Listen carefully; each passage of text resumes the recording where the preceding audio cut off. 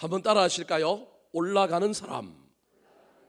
오늘 본문 말씀은 자기를 죽이려 하던 사울 왕을 피하여 도망자의 인생, 심지어 적국이었던 블레셋이라고 하는 나라의 망명자로 살았던 그의 인생에 드디어 역전과 반전, 인생의 전환점이 시작되는 이야기입니다. 사울 왕이 죽게 되었고 드디어 다윗이 왕이 되는 놀라운 이야기가 시작됩니다. 고난이 끝이 나고 소망이 찾아온 것입니다. 슬픔이 변하여 기쁨이 되었고 한숨이 변하여 노래가 되는 인생의 반전, 역전이 시작됩니다.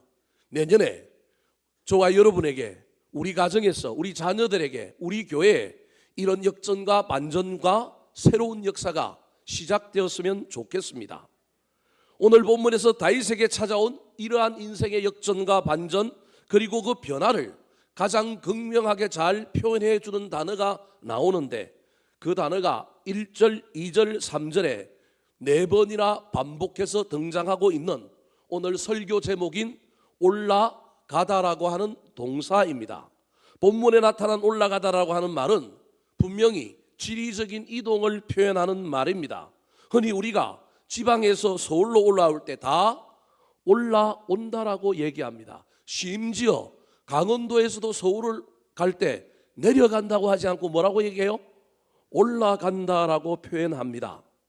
오늘 본문에 나오는 올라간다라고 하는 이 말은 지리적인 이동을 표현하고 있는 말인 동시에 다윗의 삶이, 다윗의 인생이 새롭게 독수리 날개치며 올라가며 비상하고 있다는 사실을 상징적으로 표현해 주는 말이라고 할 수 있습니다. 그러므로 저는 오늘 이 자리에 모인 여러분의 삶에도 다윗처럼 올라가는 인생이 시작되기를 소망합니다. 송구 영신 예배를 드리고 맞이하게 될 2024년에 시대는 어렵다고 얘기하고 경기는 불경기라고 얘기하고 어떤 사람들은 정말로 힘들어 그 입술에 죽겠다라고 하는 말을 너무너무 자주 하는 이 시대임에도 불구하고 다시금 소망을 품고 희망을 품고 달려갈 때 우리의 모든 영역에서 올라가는 놀라운 일이 펼쳐졌으면 좋겠습니다. 사업도 올라가고 자녀들의 학업과 진로, 결혼의 문제도, 물질의 문제도, 질병의 문제도 모두 바닥을 치고 새롭게 올라가서 인생의 역전과 반전, 우리의 인생의 문제가 해결되는 놀라운 일들이 시작되었으면 좋겠습니다. 자, 그렇다면 올라가는 사람, 올라가는 인생을 사는 사람에게는 어떤 특징이 있을까요? 물론 올라가는 일의 주체는 우리 주님이기 때문에 우리의 그 어떠함에도 불구하고 내가 좀 모자라고 부족하고 신앙이 없어도 비윤리적이고 도덕성이 부족해도 우리 하나님은 사랑하셔서 나를 올려주실 수 있지만 그럼에도 불구하고 인간의 열심을 좀 보태기 위하여 올라가는 삶을 살기만 한다면 하나님께서 하나님의 열심을 보태어 주시지 않겠습니까? 오늘 본문 말씀을 통하여 올라가는 인생을 시작하였던 다윗의 삶을 살펴볼 때 우리도 내년에 그 삶 붙들고 달려가므로 하나님의 열심이 보태져서 인생의 역전과 반전이 일어났으면 좋겠습니다. 우리가 본받아야 할 올라가는 인생을 시작한 다윗의 삶은 무엇일까요? 첫 번째입니다. 따라 하시겠습니다. 하나님의 인도하심을 구하는 사람. 오늘 본문 1절은 그 후에라고 하는 말로 시작합니다. 그 후가 언제일까요? 그것은 바로 사울이 죽은 후입니다. 사울이 죽었다는 것은 다윗에게 있어서 중대한 사건입니다.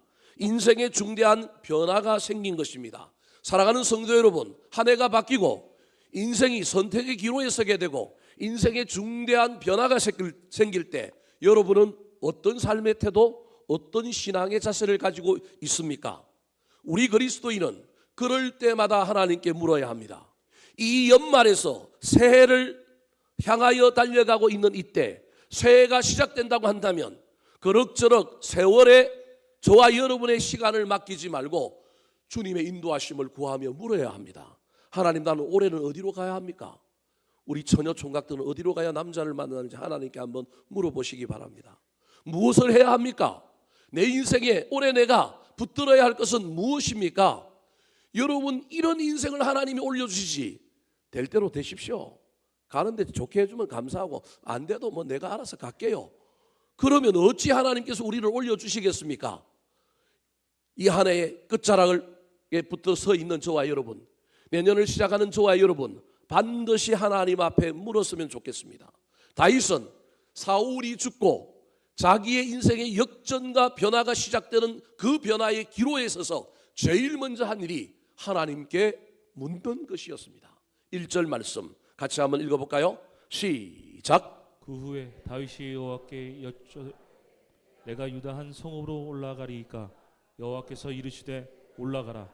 다윗이 아뢰되 어디로 가리이까 이르시되 헤브론으로 갈지니라. 다윗이 중대한 변화의 시점에서 하나님께 물었더니 하나님이 대답을 해주셨습니다. 어디로 가라고요? 헤브론으로 가랍니다. 올라가라라고 하는 말만 들었으면 좋겠는데 하나님께서 또 한 번 물었더니 자세한 장소를 가르쳐 주는데 그 장소가 어디냐면 헤브론입니다. 저는 저기서 다윗이 제 개인적으로는 참 잘못했다, 한 번만 물어봤으면 되는데 몇 번 물어봤어요? 2번 물어봅니다. 2번. 여러분, 한 번만 물어보는 것이 아니라 다윗은 하나님의 세밀한 인도를 받고 싶어서 올라가야 됩니까? 오케이, 올라가. 그러면 어디로 가야 되겠습니까? 또 물어보는 사람입니다. 우리는 한 번 하나님께 오케이 하면 누구 마음대로 하는 사람이에요? 내 마음대로. 사울이 죽었으니 왕이 되려면 사람이 많이 모이는 곳, 종로로 가든 강남으로 가든 여의도로 가든 아니면 우리 행진동으로 와야 돼요? 여하튼 사람이 많이 모이는 곳에 가서 사울이 죽었다, 사무엘 선지자가 나한테 기름 부었으니 이제 누가 왕이라고요? 내가 왕이라 깃발 꼽으면 왕 될 수 있지 않겠습니까? 인간의 생각, 인간의 상식으로는 그것이 옳습니다. 신앙인이기 때문에 하나님의 인도를 받아야 하지만 한 번만 받으면 되지 않겠습니까? 총론적으로 올라가야겠습니까? 가라. 그러면 그 다음부터 누구 마음대로 하면 좋을까요? 내 마음대로 하는 게 훨씬 편하지 않겠습니까? 근데 다윗은 그러지 아니하였습니다. 또 묻습니다. 그러면 어디로 올라가야겠습니까? 그랬더니 우리 하나님이 전혀 뜻밖의 대답을 합니다. 어디로 가라고요? 헤브론으로 가랍니다. 헤브론은 여러분 사람들이 많이 지나다는 요충지가 아닙니다. 고원지대 산지라서 적을 가로막기는 쉬운 곳이지만 사통 발달의 도시가 아닙니다. 왕이 되려면 저기가 있으면 안 되고 다른 도시를 가야 합니다. 예루살렘으로 가야 합니다. 그런데 하나님은 헤브론으로 가라는 거예요. 왜 그럴까요? 너의 조상 아브라함이 살았던 약속의 땅 헤브론 아니? 아브라함 말씀 따라 살았어? 약속 붙들고 살아서? 너 사람 따라 살지 말고 기분 따라 살지 말고 네 생각 따라 살지 말고 약속 붙들고 살 수 있겠니? 갈렙이 이 산지를 내게 주소서라고 얘기했던 그 믿음을 너도 가질 수 있겠니?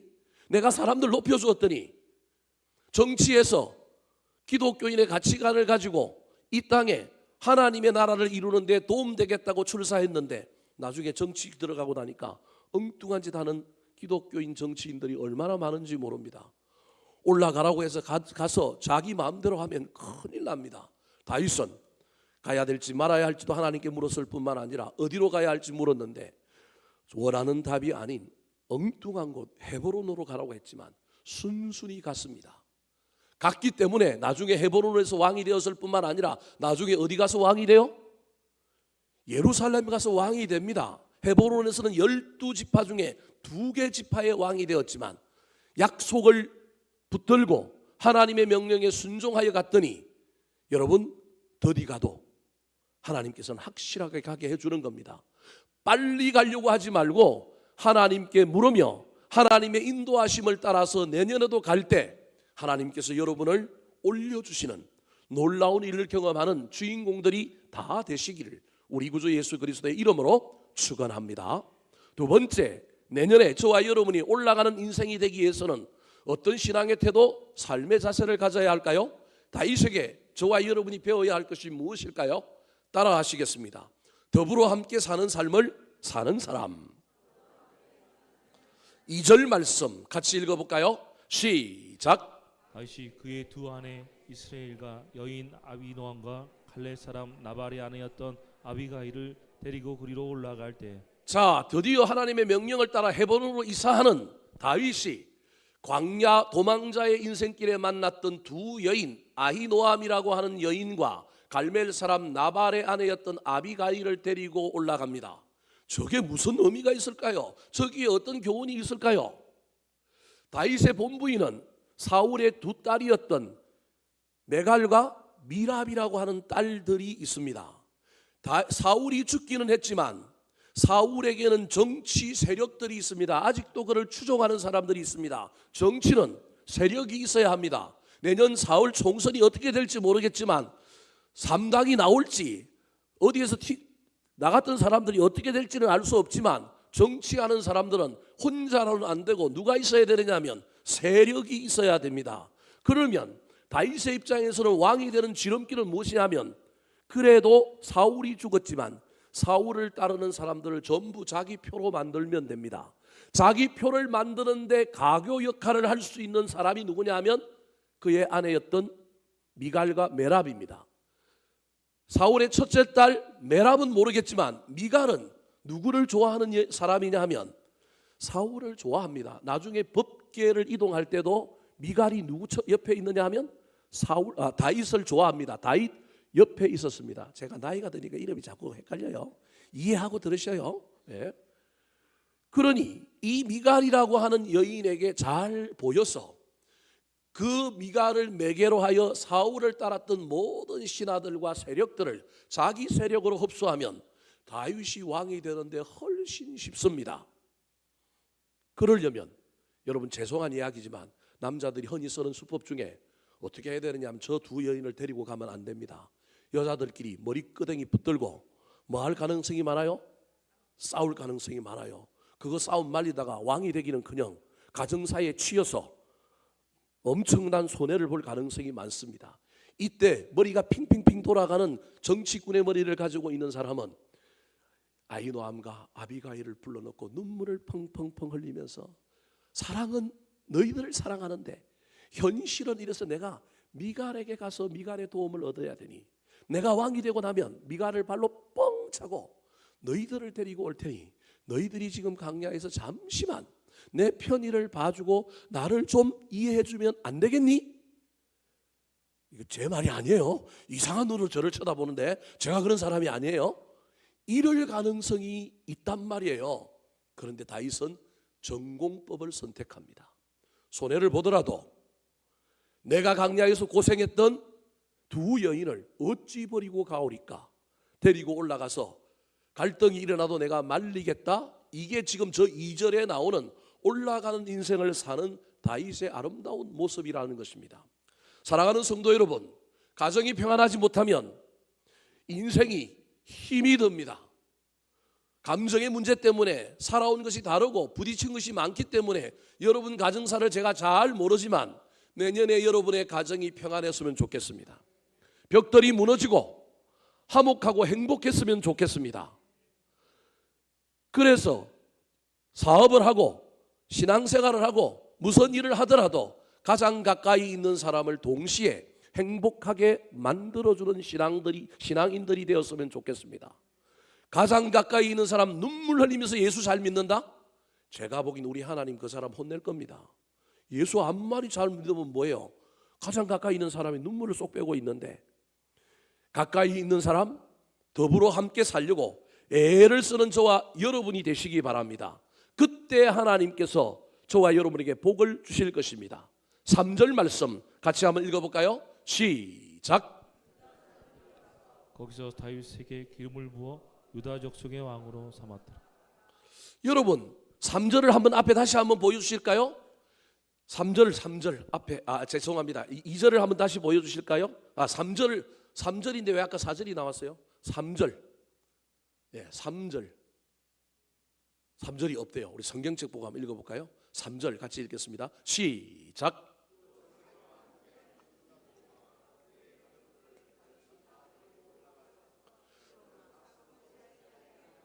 자, 다윗이 두 여인만 데리고 간 것이 아니라 누굴 데리고 갔어요? 추종자들 그리고 그 가족들을 다윗이 다 데리고 올라갔습니다. 딸린 식구가 많습니다. 짐이 많습니다. 그런데 3절 마지막에는 뭐라고 얘기하고 있냐면 그 가족들을 각 성읍에 뭐 하겠다고요? 살게 했다라는 거예요. 이 말은 야 헤브론 성에서 살아 이렇게 얘기한 것이 아니고 자기가 동분서주 뛰어다니면서 헤브론 성읍에 있는 집들을 전세를 얻어주고 세간을 들여주고 세탁기 넣어주고 텔레비전 넣어주고 살게 해 주었다 그런 말입니다. 광야에서 함께한 사람들 버리지 않고 함께 갔을 뿐만 아니라 끝까지 책임지는 삶을 산 사람이 누구냐 하면 다윗이라는 겁니다. 그랬더니 어떤 놀라운 일이 일어났느냐? 아까 읽었던 4절입니다. 다시 한번 읽어볼까요? 시작. 유다 사람들이 와서 거기서 다윗에게 기름을 부어 유다 족속의 왕으로 삼았더라. 저와 여러분은 3절과 4절을 읽을 때 한숨 쉬고 읽어야 합니다. 우리는 연결되어 있으니 곧바로 일어난 일이라고 이해하지만 3절과 4절에는 시간의 간격이 있습니다. 헤브론에 살고 있던 유다 사람들이 다윗이 광야에서 도망자의 삶을 살다가 일단의 무리들과 함께 헤브론에 들어왔는데 그때부터 손들고 환영하면서 왕이시여 어서 오십시오 이런 게 아니라는 겁니다. 무리들을 데리고 오는 이 사람이 왕인지 왕제가 될 만한지 지켜봤다라는 겁니다. 아무도 나오지 않고 우리로 치면 커튼 사이로 눈을 빼꼼 내놓고 블라인드 딱 보면서 야 저게 다윗이래. 사울 다음에 왕 될 사람이라고 사무엘 선지자가 기름 부었대. 아이 근데 키는 작아. 볼품이 없어. 그러면서 한동안 지켜봤는데 이 사람이 자기가 데리고 온 사람, 자기 곁에 있는 사람들을 너무 잘 챙기는 거예요. 너무 신실하게 그들을 책임지는 거예요. 이때 헤브론에 있었던 많은 사람들이 저 사람은 믿을 만하다. 저 사람은 우리의 왕이 되어도 좋겠다. 자기가 데리고 오는 사람들 잘해주고 그 사람들이 행복하는 모습을 볼 때 이 헤브론에 있는 사람들이 감동을 먹은 거예요. 그래서 시간이 어느 정도 흘렀는지는 알 수 없지만 잠시 후에 그들이 드디어 유다 사람들이 다윗에게 쫓아와서 우리의 뭐가 되어 달라고요? 왕이 되어 주십시오라고 기름을 부었다라는 것입니다. 사랑하는 성도 여러분, 내 곁에 있는 사람도 행복하게 못 해주는데 가까이 있는 사람에게도 잘하지 못하는데 큰 일을 한다? 오늘날 우리나라 정치가 우리나라 지도자들이 썩어 있는 이유는 다 여기에 있습니다. 하나님은 우리에게 그렇게 이야기하지 않습니다. 예수를 믿어도 잘 믿어야 합니다.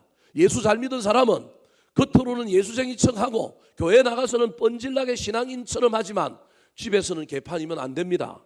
내년에 그 삶을 바꾸어야 합니다. 저와 여러분이 내년에는 가족을 잘 건사해야 합니다. 책임져야 합니다. 가족은 내 감정의 쓰레기통이 아닙니다. 내가 섬기고 세워야 할 대상임을 기억해야 합니다. 그때 하나님이 나를 세상에서 높여주실 것입니다. 그때 하나님이 나를 위대하게 만들어 주실 것입니다. 내년에 더불어 함께하는 삶, 내 곁에 있는 사람을 소중하게 여김으로 하나님께서 우리를 올려주시는 놀라운 일을 경험하게 되기를 예수님의 이름으로 축원합니다. 세 번째입니다. 세 번째 하기 전에 새해가 밝아온다는 방송실에 연락이 있었습니다. 새해를 맞이하고 세 번째를 하도록 하겠습니다.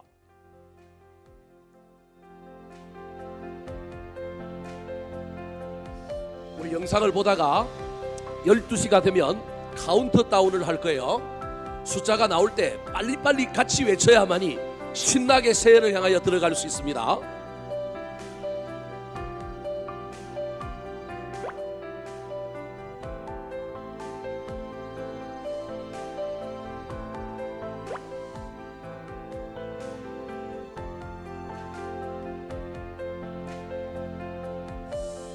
자, 새해 카운트다운이 다가옵니다. 10부터 시작할 겁니다. 우리 큰 목소리로 카운트다운 시작하여 2024년 새해를 향하여 우리 들어갑시다.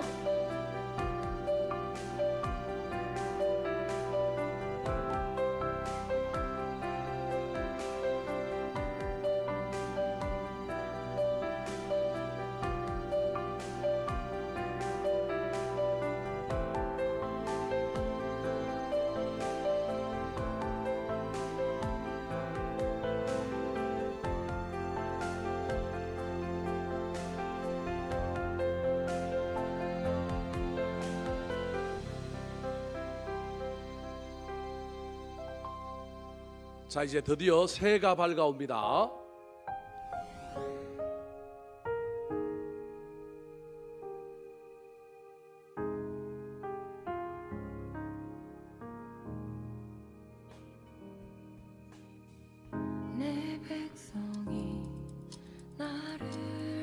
자, 58초부터 시작돼서 시계가 가고 있습니다.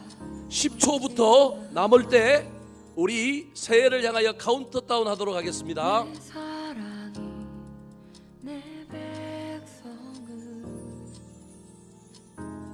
포기 못하니 내 모든 것 내어주고 나 그들을 얻으리라. 여호와께 돌아가자. 자, 이제 슬슬 목을 푸시고 준비하시기 바랍니다. 시작합니다. 10, 9, 8, 7, 6, 5, 4, 3, 2, 1. 2024년 새해가 밝았습니다. 새해가 밝았는데 불이 안 켜지네요. 네, 불이 켜졌으면 좋겠습니다. 우리 옆 사람하고 인사하실까요? 새해가 밝았습니다.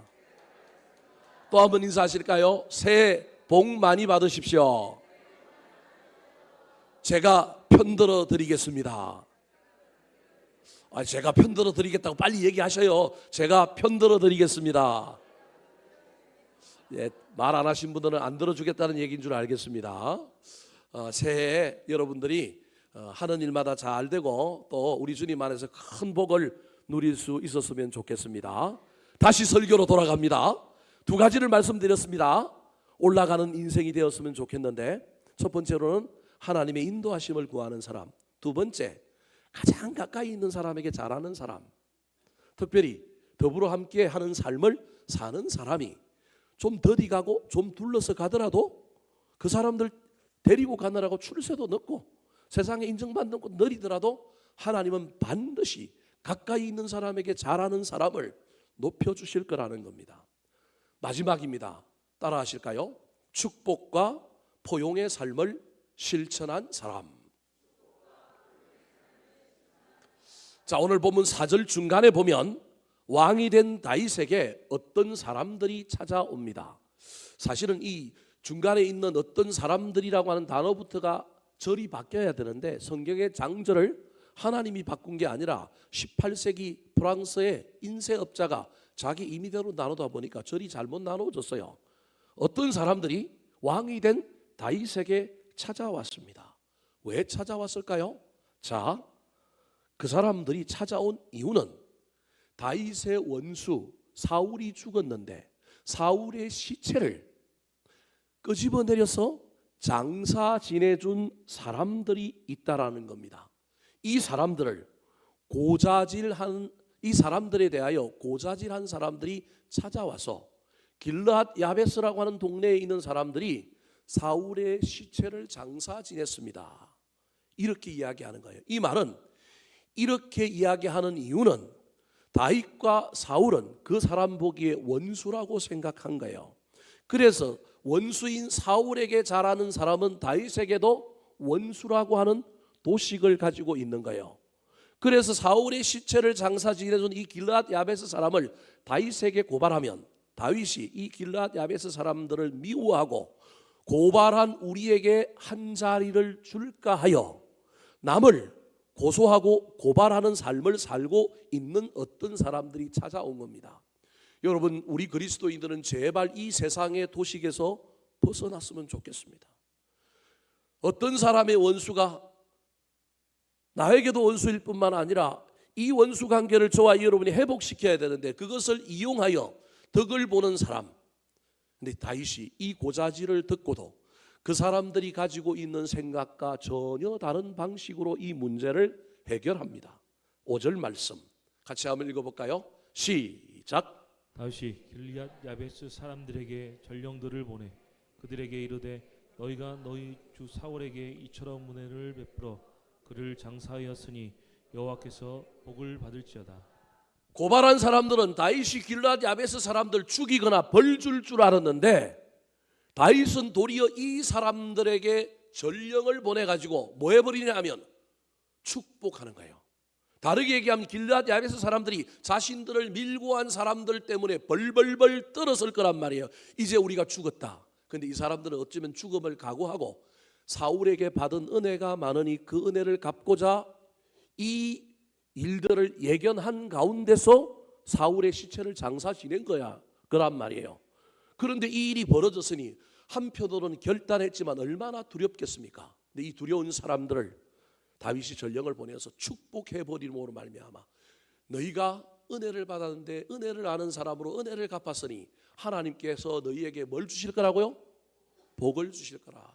여러분, 저와 여러분이 이 다윗과 같은 삶의 태도로 다른 사람들과 관계 맺고 다른 사람들과의 관계의 영역에서 살았으면 좋겠습니다.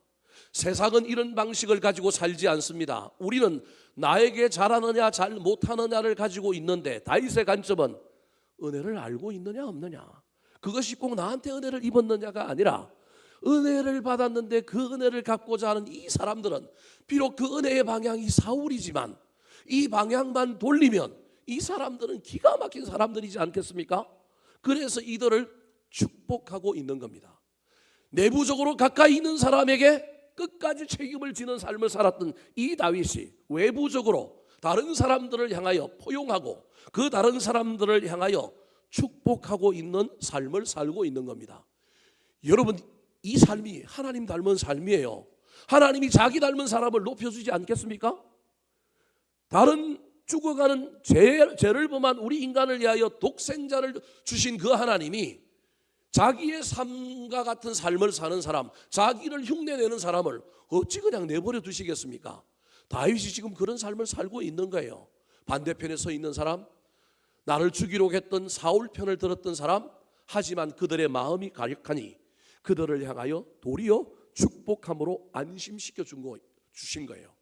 길르앗 야베스 사람들 입장에서는 다윗의 전령들이 올 때 얼마나 마음이 두렵겠습니까?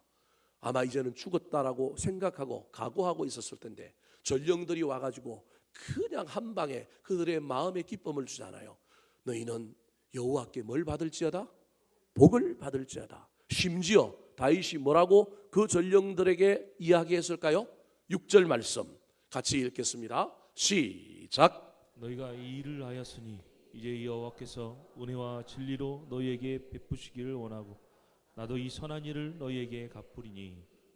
나한테 잘한 일이냐 못한 일이냐가 아니라 그들이 한 일이 선한 일이냐 아니라를 가지고 판단하는 사람이 다윗인 거예요. 너희가 한 일은 선한 일이다. 그래서 여호와께서 은혜와 진리로 너희에게 베푸시기를 원할 뿐만 아니라 축복하는 거예요. 이제는 안심시키고 난 다음에 축복할 뿐만 아니라 나도 너희들이 잘했기 때문에 나도 너희들에게 상을 좀 주겠다. 이 선한 일을 너희에게 뭐하리라? 갚으리라. 벌 받을 줄 알았는데 도리어 뭘 받아요? 상을 받은 사람이 길르앗 야베스 사람들입니다. 7절 말씀도 한번 읽어볼까요? 시작. 이제 너희는 손을 강하게 하고 담대히 할지어다. 너희 주 사울이 죽었고 또 유다 족속이 내게 기름을 부어 그들의 왕으로 삼았음이니라 하니라. 무슨 말입니까? 야, 다른 사람들이 나 왕 삼았으니 너희들도 나를 왕 삼고 나랑 같이 한번 일해보지 않을래? 라고 하는 이야기입니다. 훗날 이 길르앗 야베스라고 하는 사람들이 아주 용맹한 사람들이어서 다윗의 군대의 주력 부대가 됩니다. 여러분, 나한테 반대편이라고 미워하고 없애야 된다고 생각하지 말고 나한테 반대편 사람을 내 편으로 만들면 플러스 1이 아니라 플러스 2가 된다는 사실을 기억하시기 바랍니다. 사울 편에 섰던 사람을 은혜를 베풀고 축복함으로 말미암아 그들을 내 편으로 만들어서 나의 전력이 훨씬 더 강해지게 만든 사람, 이게 다윗입니다. 하나님이 우리에게 원하시는 것이 원수를 원수로 대할 것이 아니라 원수를 바꾸어 친구로 만들 때 하나님은 우리에게 더 큰 은혜를 주신다는 거예요. 훗날 이 길르앗 야베스 사람들이 다윗에게 충성하고 다윗의 왕국을 위하여 헌신할 뿐만 아니라 다윗을 위하여 목숨을 버리는데 아깝지 않도록 최선을 다한 사람들. 그래서 훗날 보면 다윗이 자기에게 충성한 사람들의 장수 이름을 36명의 이름을 기록하고 있는데 거기에 당당하게 이 길앗 야베스 출신 사람들이 4명이나 이름을 올릴 정도로 훗날 이들이 다윗에게 엄청난 충성을 하게 됩니다. 사랑하는 성도 여러분, 우리는 내년에 다른 사람을 살리고 세우시기 바랍니다. 특별히 돈 들어가는 일이 아니라고 한다면 돈이 좀 들어도 되지만 칭찬하고 축복하는 것 돈 듭니까 안 듭니까? 든다고 생각하는 사람은 못할 거예요. 안 들어요. 들어도 좀 하셔도 돼요. 남을 포용하고 남을 높여주고 남을 살리는 일을 하시기 바랍니다. 그때 하나님이 나를 살려주실 겁니다. 그때 하나님이 나를 높여주실 것입니다. 그때 하나님이 우리의 자녀들을 살려주시는 놀라운 일이 일어날 것이라고 하는 사실을 잘 기억하여 오늘 본문에 나왔던 다윗이 인생의 전환기에 사울의 죽음 앞에 자기의 인생의 새로운 변화가 생기는 그 시대에 그가 어떠했는지를 잘 기억하여 2023년은 이제 지나갔고 2024년이라고 하는 새로운 전환기, 새로운 시대가 우리 앞에 펼쳐졌을 때 저와 여러분은 그 길을 걸어가면서 하나님께 물으시고 할 수만 있다면 나와 함께 가는 사람들을 잘 되돌아보면서 앞만 보고 목표 중심으로 따라가지 말고 조금 더디 가고 좁은 길을 가고 돌아서 가더라도 함께 가는 사람들과 함께 갈 때 하나님께서 어느 날 우리를 가속도를 붙게 만들어 줄 겁니다.